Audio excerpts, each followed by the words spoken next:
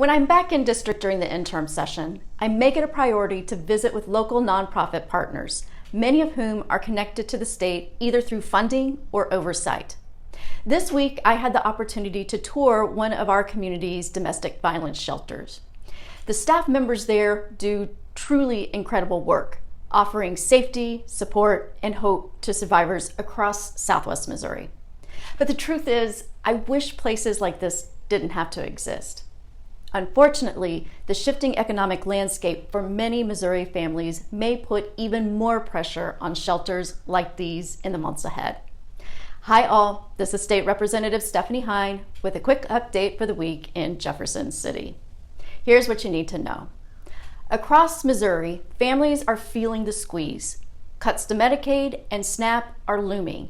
Nationwide, we are facing $186 billion in SNAP cuts over the next 10 years. This, combined with stricter eligibility rules, means potentially thousands of local families may lose food assistance. And here's the ripple effect. When Medicaid rolls shrink, people lose access to health care and mental health services. When SNAP benefits are cut, families lose both nutrition and economic stability. And when that happens, food banks see demand soar, but often without the added resources they need to keep up.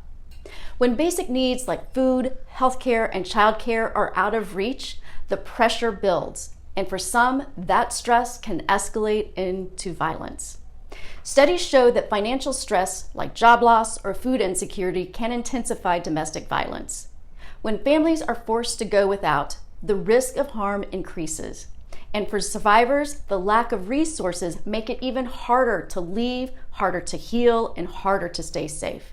In 2022 alone, Springfield police responded to nearly 2,500 domestic violence calls. That's almost 7 calls every single day.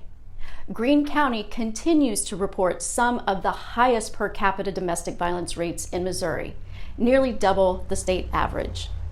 Typically, my weekly updates end with a call to action to contact your elected officials or raise awareness about how policy affects our community's well-being. And that still matters, very much so. We must keep fighting for strong, reasonable safety nets and electing leaders who share those values. But this week, I'm asking for something more immediate. Support the nonprofits and local organizations doing the work on the ground right now. Whether it's donating to a food bank, dropping off school supplies, or contributing to shelters that provide safety and hope, you can make a real difference today. I'll do my part, and together we can ease the burden, bring stability to more families, and a lifeline to those navigating the most difficult moments of their lives. Thanks for watching. Stay engaged, stay informed, and as always, reach out if you have any questions or concerns. See you soon.